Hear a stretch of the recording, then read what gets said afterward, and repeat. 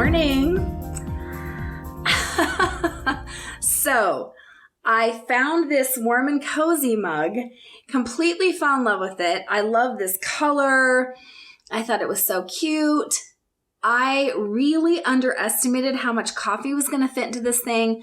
So for any of you who run into me in real life today, I apologize ahead of time for how caffeinated I'm going to be after I drink this quart o' coffee.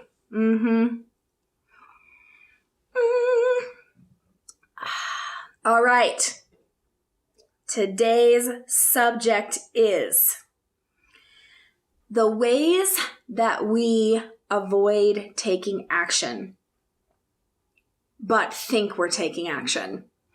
So I saw this by noticing it in myself, but then also noticing it in a bunch of clients I have.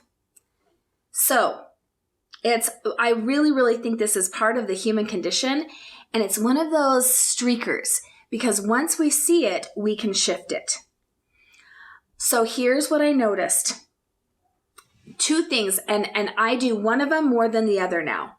But there are two of the ways, I should say. It'd be way too long of a video to go into all the ways we do this. But two of the ways that we feel like we've taken action when we haven't. The one I do most is by stressing and worrying about things. So let's say I have, 20 things on my to-do list, which may or may not be an actual number for me right now. And I'm like, I have to get to these things. I'm really stressed about it. I'm really worried about it. Somehow when I stress and worry, I feel like I've been super responsible, and I sort of get this feeling like I've already done something about it. Like I've already taken some kind of action just by stressing and worrying. Anybody else? Anybody else think that you have this? If we worry enough about it, it's somehow going to make a difference. What I've really been seeing lately is that my worrying and stressing not only makes no difference for, towards getting the action completed. If anything, it makes a difference in slowing me down. Partly because my brain doesn't think as well when it's stressed. And partly, again, I feel like I've already taken some action. All right, the other way that we do this is with shaming ourselves, with being really hard on ourselves, right? Oh, I'm such a piece of shit. I should have never done that. I'm such a horrible person. And then we feel like we've taken some kind of action to fix the things that we've done wrong, right? And yet we haven't done anything. So here's the thing. We think that we are breaking our patterns by beating ourselves up for things, by shaming ourselves for things. We think that's how we're going to break the pattern of whatever our bad behavior is. I got to put this huge thing. My hand's getting tired. That's how big this thing is. Hold on. Okay. In actuality, the shaming and being hard on ourselves is part of the pattern. I want you to think about that for a second.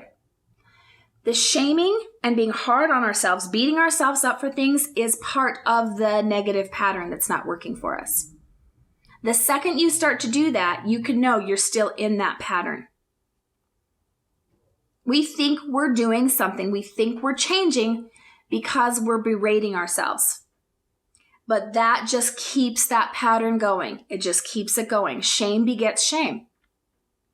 So it takes a tremendous amount of courage to be honest and accountable and really own, like, I'm doing this thing, and then not give in to the temptation of shame or stress.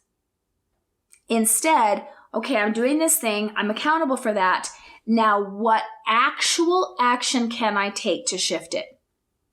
So every time I've been doing this practice for the last couple of months, every time I start to go into being really hard on myself, or every time I start to go into stress and overwhelm, that's the sign that I'm still in the pattern. So it's like, stop, as tempting as that is, because in a way it's going to make me feel better. Like I've taken some action. I'm not going to go down that road because it's a dead end. Instead, I'm going to do something different this time around. And I'm going to think of actual actions I can take that will shift this dynamic. So a big part of this is understanding that shaming yourself and berating yourself is not a positive action, and that stress and overwhelm, not a positive action. It's so counterintuitive, you guys. Maybe there's some of you watching this that are already super good at this. Not me. I have been really working on it actively for about 2 months now, maybe 3. I'm not good at it at all. I still am so tempted. I'm so seduced especially by the stress and overwhelm. I'm like such a conscientious person. Oh my gosh, I got to get this done and this done and this done. Oh, what's wrong with me? Oh, I can't be funny. I can't laugh. I can't enjoy myself. Heaven forbid I take 2 seconds to, watch Trinity do a cartwheel when she's like, Mom, watch me. I don't have time for such shenanigans. I am way too conscientiously stressed about all the shit I need to do. Sound familiar to anyone? Yeah. This is kind of a big one because it eludes us. We have so many habits around this one that we've really got to notice. We've really got to notice and pay attention when we go into those 2 places. Again, stress and overwhelm, shaming, and being hard on ourselves. So this is the real question, right? I've asked it before. Can we face up to the truth and what our part is, what we're accountable for, and have the courage and the soundness of mind to not fall for the stress, shame trap? And instead just literally maybe sit down and make actual actions. These are 5 things I can do this week to shift this dynamic. And every single time that you find yourself going into that stress, overwhelm, or that shame, being hard on yourself, you nip it in the bud, right? You stop it and you go, no, that doesn't work. That's a dead end. What real action can I take? Have any of you had where somebody outside of you is doing this? Maybe a spouse or a parent or a frenemy keeps hurting you over and over. And then when you call them out on it, they just go into, I know, I'm such a horrible person. I'm such a jerk. How does that help you? Right? Their berating themselves doesn't change the dynamic. It's really frustrating when you're on the other side of that. Don't you just wish instead of saying what a horrible person they are, they just made the changes they need to make? Yes. We got to put that back here. We can totally do this. We are so capable of making these changes. We just need to stop getting distracted by those seducers. So, trying not to be a hypocrite doing this, really, really working on it myself. And here's the question. This is what kind of creates this to be a call to action video, more than just a talking about a concept.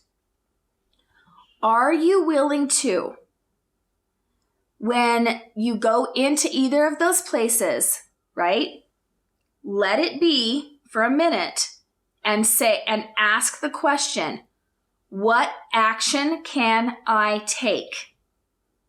What action can I take? And then to, as quickly as possible, take that action. Who's in this with me? What action can I take and take the action instead of giving into those things?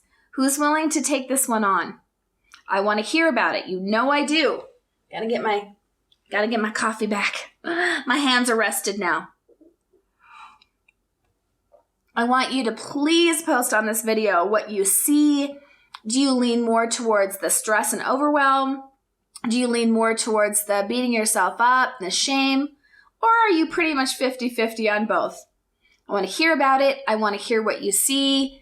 in that what would be possible for you if you just took action instead of falling for those two seducers. Okay? I love you guys. May your coffee be strong and your life be blessed. Thank you so much for watching this video. Please like and subscribe. It really helps out my channel. And if you would be interested in working with me further, you can check out DawniAngel.com. I would love to come speak to your group, come to your business to do a training, be on your podcast, my personal favorite, or even work with you one-on-one.